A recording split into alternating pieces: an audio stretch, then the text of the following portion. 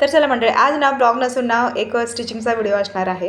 तर एका ताईने ना मला ही नेटची साडी आणून दिली। तर आता याचं काय शिवायचं आहे ते तुम्हाला मी पूर्ण दाखवते, पण शिवायच्या आधी ना ही साडी तुम्हाला दाखवते। हा जो पदर आहे ना तर तो फुल एम्ब्रॉयडरीचा आहे आणि खाली फक्त एक एक फ्लॉवर्स आहेत आणि इकडे तर पूर्ण प्लेनच आहे बरं। आणि खाली जे बॉर्डर आहे ना तर ते लेसची आहे, जे मण्या असतात ना छोटे छोटे असे गोल्डन कलरचे लेस आहे मण्यांची। तर ती लेस ना मी काढून टाकणार आहे। जर ठेवली ना तर ते व्यवस्थित असं दिसणार नव्हतं, मी इमॅजिन करून बघितली। आता सोबतच त्यांनी हे ब्लाउज पीस दिलेलं होतं। आता हे दोन्हींचे मिळून मी असं काही मस्त असं क्रिएट करणार आहे ना, तर ते तुम्ही बघाच। सगळ्यात आधी ना ब्लाउज पीस मी कट करून घेतलं, म्हणजे अस्तर कट करून घेतलं आणि त्यानंतर ना मेन फॅब्रिकवालं।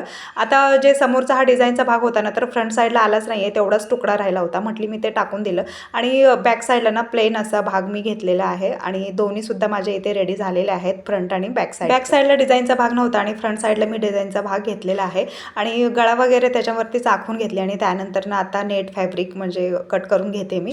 जेवढं लागत होतं ना मला तेवढं कापून घेतले आणि त्यानंतर ना बघा आता मी शिवायला बसले। सगळ्यात आधी स्लीवची बारी। आता इलास्टिक वगैरे त्यांनी काही सांगितलं नव्हतं, तुम्हाला कसं छान वाटेल त्या पद्धतीने तुम्ही शिवा असं सांगितलेलं होतं त्या ताईंनी। आणि गळे वगैरे जे असतात ना ते सुद्धा मी माझ्या मनानेच ठेवलेले होते आणि दोन्ही साईडचे जे फ्रंट आणि बॅक आहेत ना ते दोन्ही मी अस्तर वगैरे लावून स्लीव्ज लावून इथे रेडी केलेली होती। आता त्या ताईंनी ना स्लीव्ज ना ब्लॅक कलरचे ठेवायला सांगितले होते, पण मी ब्लॅक कलर न ठेवता रेड अजून छान दिसेल ते कॉम्बिनेशन रेड आणि ब्लॅक, तर तसं मी ठेवलेलं होतं। त्यानंतर नेटच्या साडीला ना अशी काही चुन्या वगैरे टाकून ना हे अटॅच करून घेतली आणि चैन वगैरे लावून घेतलेली होती ना, तर ते कट करायचं मला भाग। त्यानंतर ना बघा आता पूर्ण असा हा जॉईंट झालेला होता आणि फिनिशिंग सुद्धा एवढी छान आलेली होती। तुम्ही जॉईंट केल्यानंतर आतला भाग बघितलाच आहे। या फ्रॉकला ना मी दोन्ही साईडला फिटिंगसाठी नॉट सुद्धा दिलेले आहेत नेटच्या आणि जे मी लेअर लावलेले आहे ना तर ते एकच लेअर लावलेलं होतं, एक लेअर अस्तरचा लावलेला होता आतला आणि वरचा जो आहे हा साडीचा लावलेला आहे। तरी सुद्धा एवढा हा त्याचा घेरदार झालेला होता ना तर खूपच बरं। आणि साडीसुद्धा कमीच होती, पण मोठ्यांना म्हटलं तर जरा कमी पडली असते, पण हे एकदम 10 ते 12 वर्षाच्या मुलीसाठी आहे हा ड्रेस।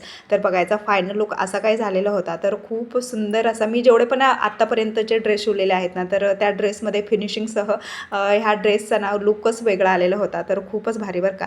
आणि मध्ये जे सेंटरमध्ये बघताय ना तर तिथे मी 3-4 फुलं असा हाताने ते तयार करून ना मी लावलेले आहेत नेटचे, तर खूपच सुंदर अट्रॅक्टिव्ह दिसत होते ते सुद्धा। आणि घरात सगळ्यांनाच हा फ्रॉक ना खूपच जास्त आवडलेला होता आणि आदू तर म्हणत होती की हे अगदी ना शॉपमधूनच आणल्यासारखं वाटतंय, वाटत नाहीये की साडीपासून आणि ब्लाऊज पीस पासून बनवलेला आहे, शिवलेला आहे। आणि आमच्या अनुराणीचं काय वेगळंच, तू तर ना दुसऱ्यासाठीच एवढे छान छान फ्रॉक्स ड्रेस शिवत असते आणि माझ्यासाठी काय शिवत नाहीये तू मला नको बोलू जा, असं म्हणून त्या रुसून बसल्या होत्या आमच्या रुसून। बरं सो आता ना इथे मी ब्लॅक कलरचे जर स्लीव्ज लावले असते तर ते इमॅजिन करून बघा कसे वाटले असते। तर चला, तुम्हाला हा फ्रॉक कसा वाटला ते नक्की कमेंटमध्ये सांगा आणि आवडल्यास मात्र लाईक करायला विसरू नका। तर भेटूयात मग, बाय।